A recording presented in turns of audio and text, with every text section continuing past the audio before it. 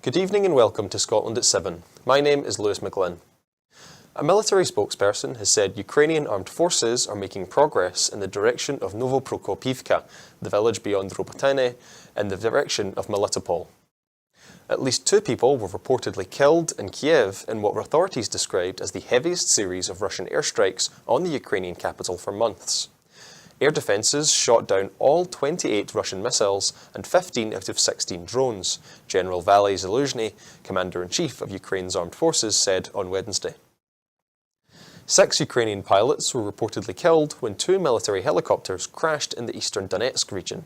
According to the Ukrainska Pravda newspaper, the 2 Mi-8 helicopters crashed in Kramatorsk on Tuesday. The aircrafts were completely destroyed, and the bodies of 6 dead servicemen were found. Ukrainian President Volodymyr Zelensky has decried corrupt medical exemptions that have enabled people to avoid military service, saying the system was subject to bribes and mass departures abroad. A newly released video of Yevgeny Prigozhin purports to show the Wagner Group boss in Africa addressing rumours about his well-being and threats to his life just days before his death. Co-founder and military commander of the Russian mercenary group Wagner, Dmitry Utkin, was buried near Moscow today. Ukraine's foreign minister, Dmytro Kuleba, has hit out at critics of Kiev's tactics in its counter-offensive against Russia's invasion, saying they were spitting in the faces of Ukrainian soldiers and should shut up. 2 Ukrainian saboteurs were killed and 5 captured during an incursion into the region of Bryansk, according to a Russian official. Russia has announced it intends to develop ties with North Korea. The UK government has named ex-Energy Secretary Grant Shapps as the new Defence Secretary. A former Chief of the General Staff of the British Army said Shapps knows very little about defence and it will take him quite some time to get up to speed. Royal Navy warships and RAF patrol aircraft have tracked a series of Russian warships as they travelled close to the UK, including through the English Channel. On to our top story for tonight. Grant Shapps has been chosen to replace Ben Wallace as Defence Secretary in a mini reshuffle of the Cabinet, prompting grumbles about Shapps' lack of relevant experience and the churn of ministers over the recent months.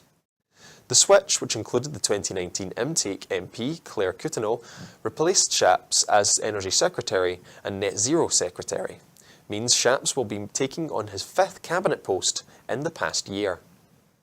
Coutinho was in turn replaced as Children's Minister by another 2019 entrant, David Johnston, the 7th occupant of that role in the past 4 years. A key ally of Rishi Sunak, Shapps is viewed as a safe pair of hands who will neutralise what was an occasionally fiery relationship between Number 10 and the Ministry of Defence during Wallace's stint. The move has rattled some Conservative MPs and former service heads who voiced concerns about Shapps' lack of first-hand exposure to foreign affairs, defence and security. Richard Dannatt, a former Chief of the General Staff and now a crossbench peer, told Sky News that while Wallace understood defence well, it would be a tricky brief for Shapps, who over the past 12 months has also served as the Transport Secretary, Home Secretary for a week under Liz Truss and Business Secretary. Now we have a new Defence Secretary who knows very little about defence, and it's a complex portfolio. It will take him quite some time to get up to speed, Lord Dannatt said. There had been expectations that Sunak could make bigger changes to his cabinet over the summer as part of a much mooted reset before a general election due next year. This is now likely to happen in the autumn. Sunak is thought to have been reluctant to appoint a high-profile Tory with military experience to replace Wallace, as he fears a high-profile figure such as Penny Mordaunt or Tom Tugendhat, who have both served in the armed forces, could use the job as a launchpad for a leadership campaign if Sunak loses at the next general election. Labour and the Conservatives have been accused of being out of step with public concern about the cost of living crisis, as polling suggested fewer than 1 in 4 people believed tackling it was a priority for the 2 parties. Swing voters from key demographics, Workington Man and Stevenage Women, names that have campaign strategists have given to groups they are targeting in England, appear sceptical about the party's proposals to ease cost pressures. Labour was viewed as better placed to tackle the crisis by 40% to the Conservatives on 21%. But only 23% and 21% of voters respectively believed tackling it was a priority for the two parties. Stop the Squeeze, a coalition of pressure groups, said the findings suggested Keir Starmer and Rishi Sunak should adopt bolder solutions. Policies that cut energy prices, raised the minimum wage, and reduced housing costs proved more favourable than tax cuts, the YouGov poll conducted among 2,000 adults found.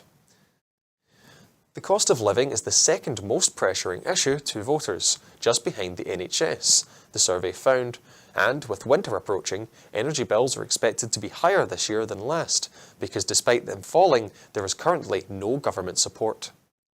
Only 15% of voters said they had a good idea of what either party would do. Among Tory voters in 2019, 11% rated Labour higher when asked who they trusted to bring down the cost of living. The report, entitled The Bottom Line, acknowledged Sunak's target to halve inflation, but said there was little serious policy beyond that. It continued, in fact, the implicit argument is that the crisis needs to get worse through rising interest rates and falling real incomes to tame inflation. Turning to Labour, the report said Starmer's party had little in the way of a retail offer on the cost of living, which would have tangible and immediate benefits for voters. Voters were segmented into key demographics, including workington man, largely older voters living in the north of England, whom the Tories targeted in 2019, and Stevenage women, defined by campaign strategists as younger and more economically insecure suburban dwellers. The report added that the Tories retaining Uxbridge and South Ruislip at the by-election in June indicates that a Conservative comeback is still possible. The national rollout of naloxone to Police Scotland's operational officers has been officially completed today on International Overdose Awareness Day.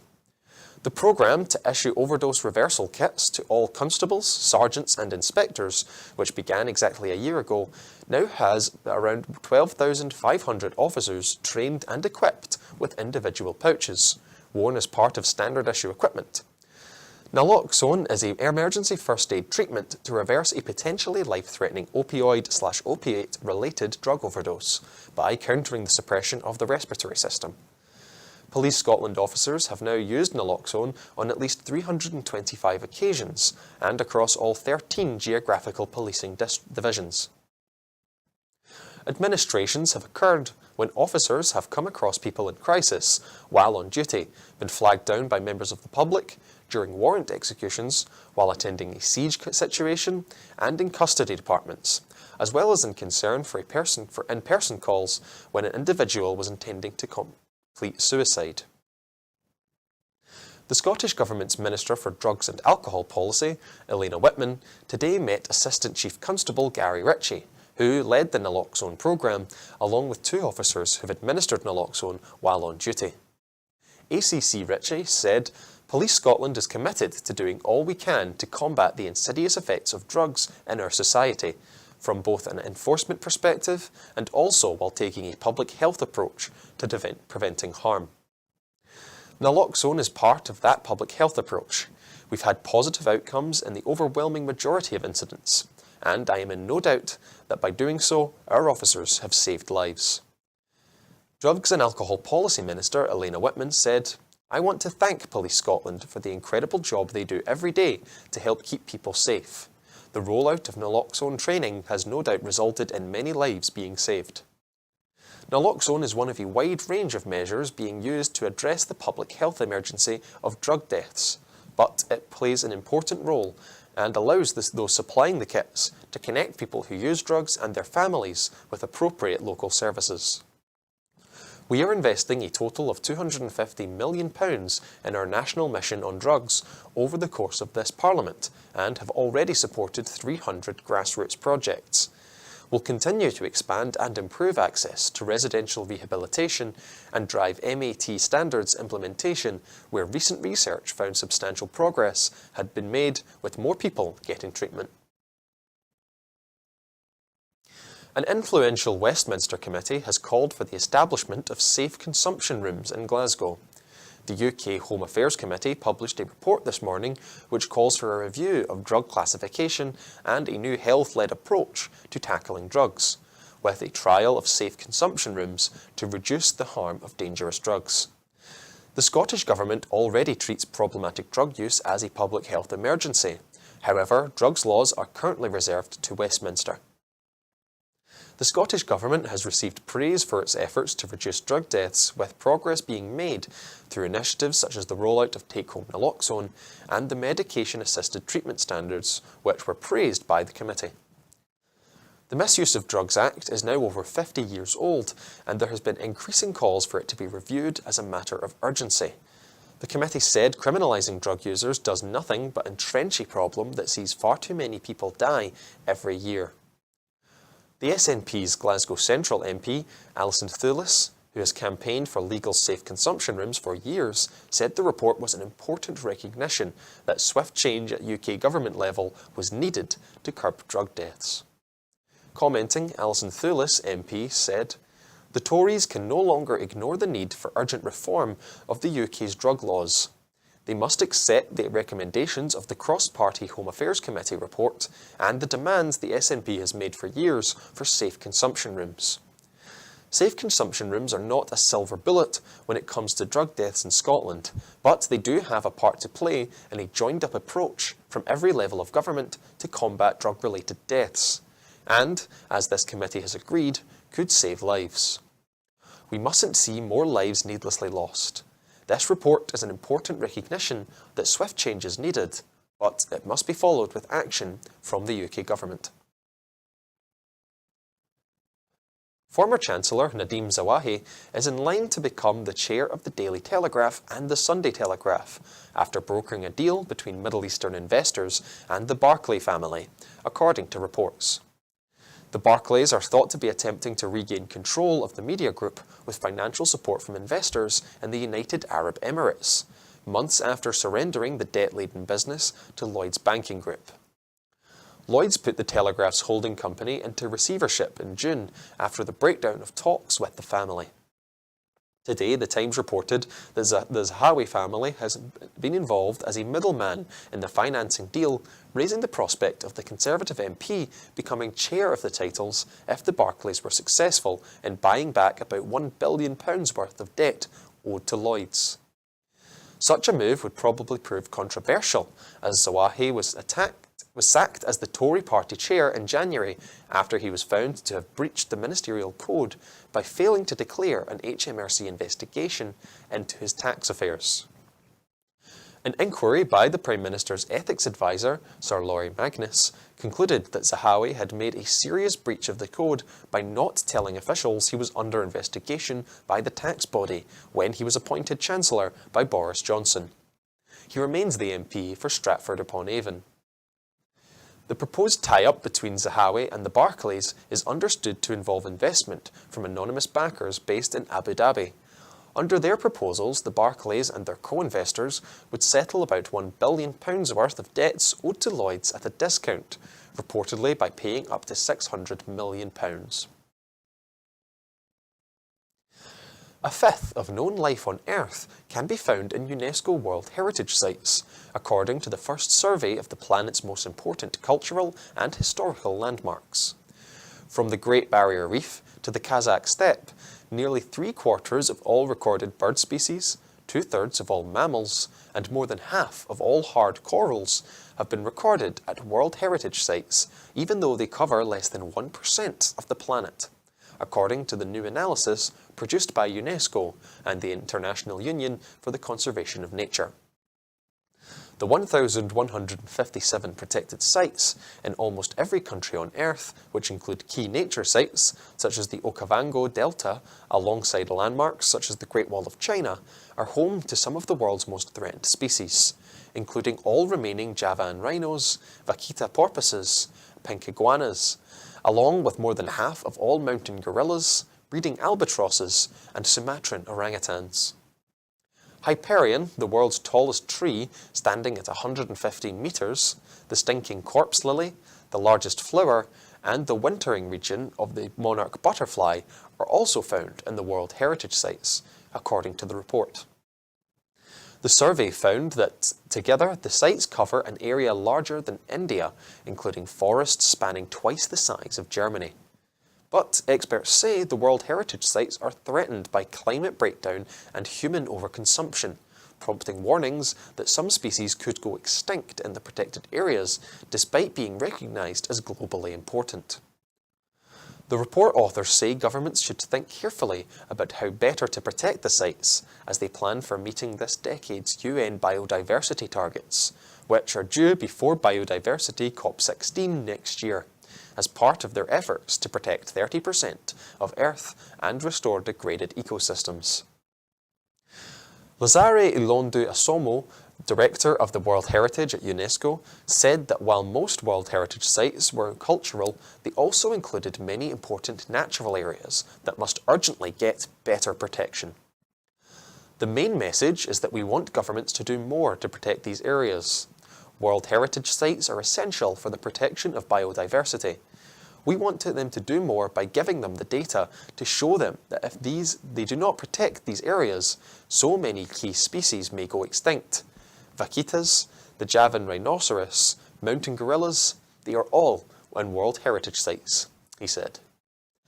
Other examples of unique biodiversity include Shark Bay in Australia, home to the largest seagrass plant on Earth, which stretches over 110 miles, and the 2,600-year-old abuelo tree in Argentina.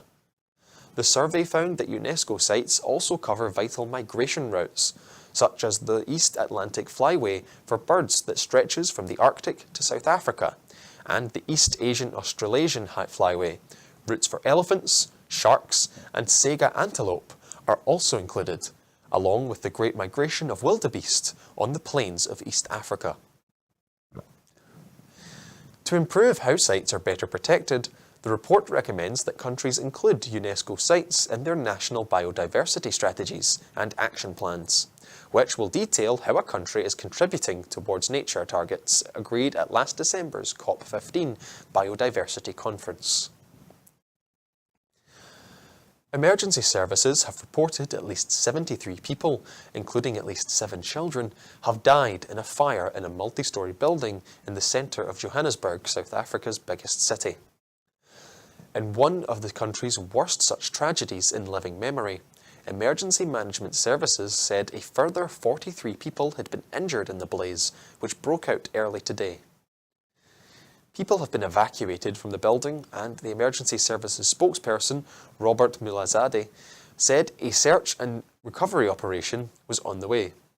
Mr. Mulazade said it was likely the death toll would rise. However, what caused the blaze was as yet unknown. As of midday today, authorities had yet to count the casualties on the upper 2 floors of the 5-storey building. Over 20 years in the service, and I've never come across something like this, Mulazade said.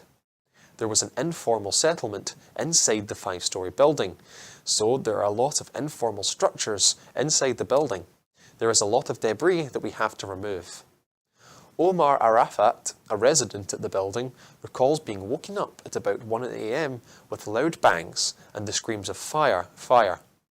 He rushed for the building's front door, but his path was blocked by flames.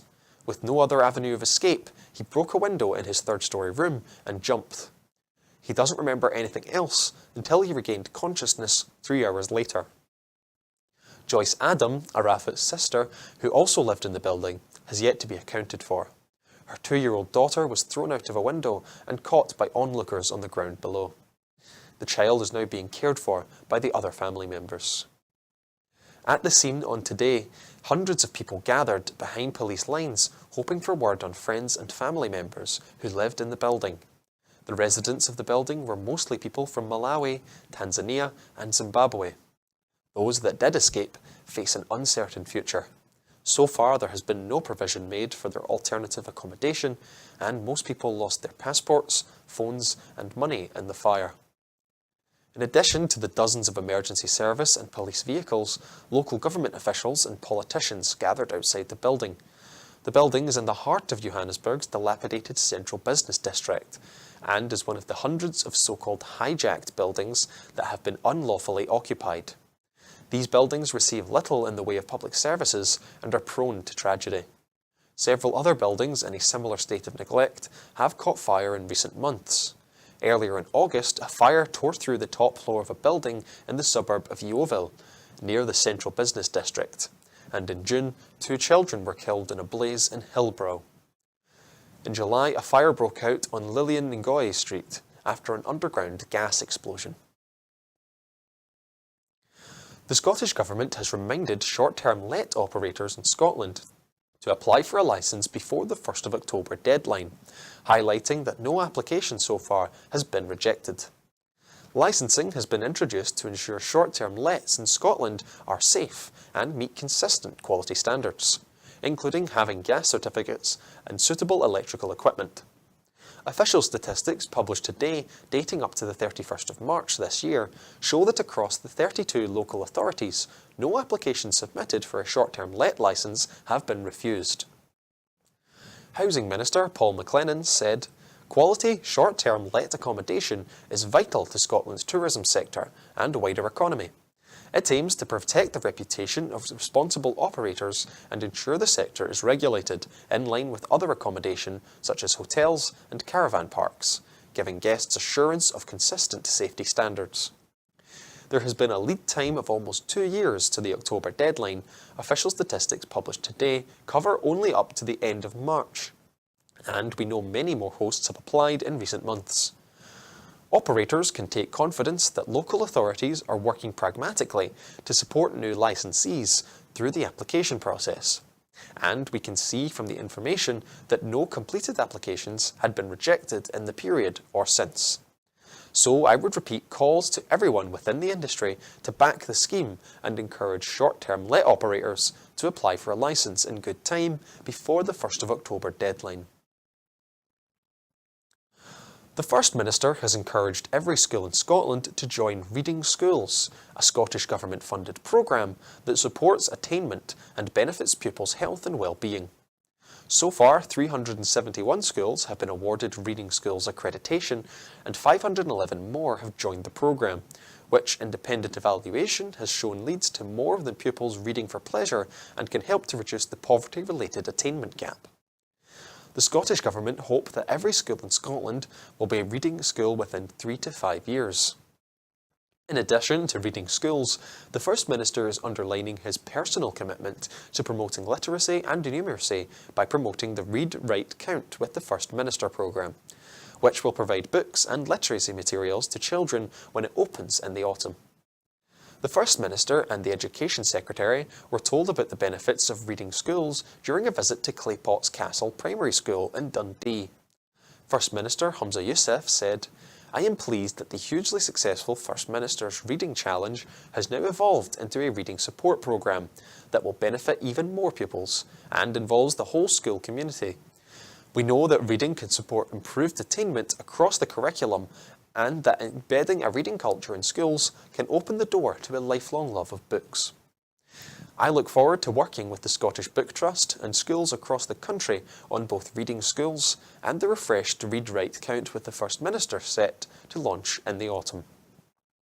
These fantastic programmes will support children in improving both literacy and numeracy across Scotland." Education Secretary Jenny Gilruth said, "Evaluation has shown the clear benefits of Reading Schools to pupils and the school staff, and I look forward to seeing the impact of this next phase in our work with the Scottish Book Trust." Scotland's winter vaccination programme is set to begin on Monday the 4th of September for those eligible.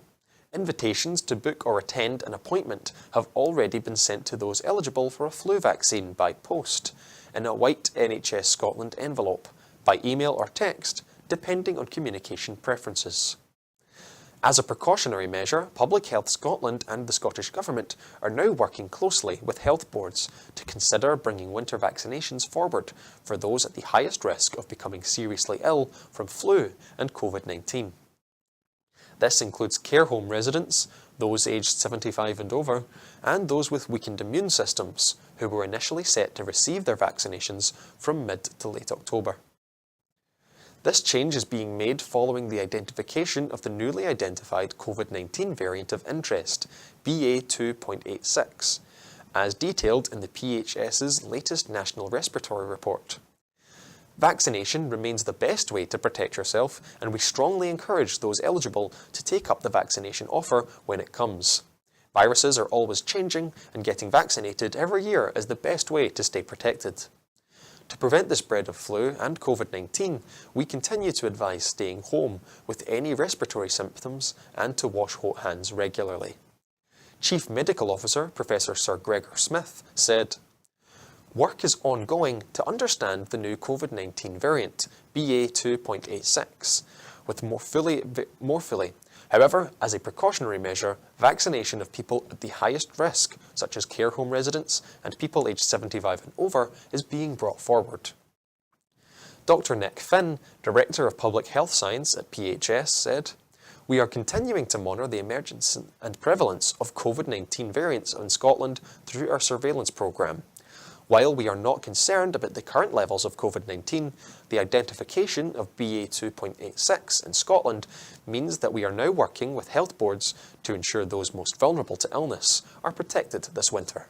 Getting vaccinated is the best way to protect yourself from serious illness, and those eligible are encouraged to book or attend their appointment when invited to do so. Coming forward when called will also help to alleviate pressures on local health boards who are working to deliver the winter vaccination programme at pace." Well, that's it for this evening. But before I go, I just want to remind you that here at Broadcasting Scotland, we depend on the generosity of our supporters. So, to everyone who has donated, and to everyone who has signed up to make a regular monthly payment, thank you very much. Our programmes will always be free to view. However, if you can afford £5 a month, please consider becoming a Broadcasting Scotland supporter. Our need to reach our 30,000 target to pay our bills is still pressing.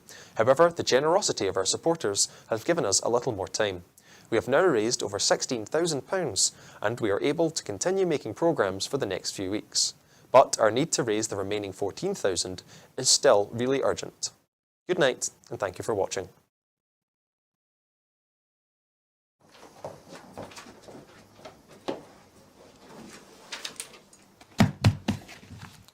Hello and welcome to Broadcasting Scotland. My name is Lewis McGlynn. Hello and welcome to Broadcasting Scotland. My name is Saoirse Healy. Hello and welcome to Broadcasting Scotland. My name is Donald C. Stewart.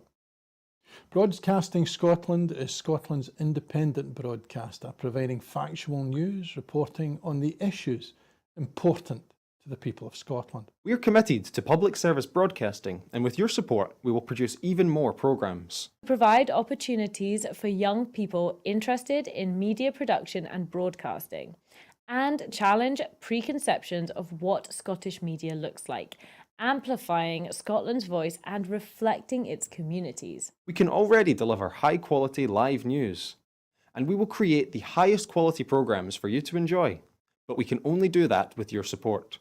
So please subscribe to and share our channel or donate to Broadcasting Scotland via the link in the description. Thank you. Thank you. Thank you.